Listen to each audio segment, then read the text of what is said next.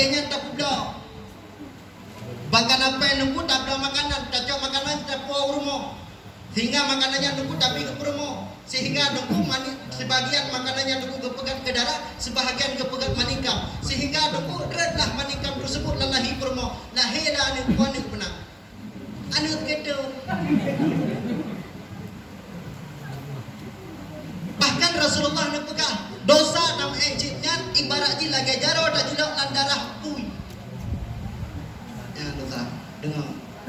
Dosa nam ejitnya ibarat lagi jaro dan juga landarah bui. Ada nol bukan? Kan susah bukan?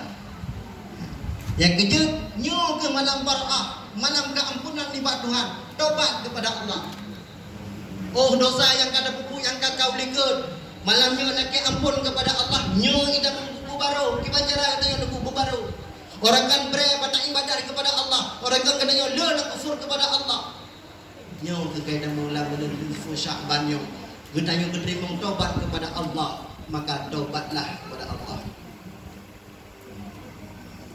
Selanjutnya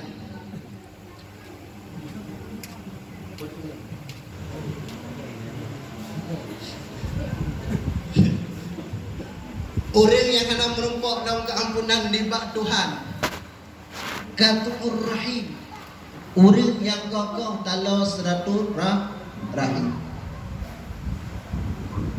Nyanyi nak pegang buku mah, nombor. Yang kamu pun tinggal kaji putus-putus syarah. Betul? Akan kokoh, tinggal kaji kokoh je. Pegang baik syarah lulu gue nah. Ro budek gero dong budek gero. Baik, belakang phone kan? Phone. Selanjutnya orang yang kena merumpok keampunan ibadah Tuhan. Orang yang durhaka terhadap kedua orang cik. Kita nyanyi mandung nama nama mana ya? Nah, yang anak itu berarti anak. Nawana. Ada mau pada lahi bang mau lahi warok. Nama ya. Sayangi mereka. Cukup hikmat bang pertimbang katanya hero katanya. Yang kejut kadang-kadang urung si yang mandang na pertimbang urung si, kadang-kadang urung si bandua mandang na pertimbang juga.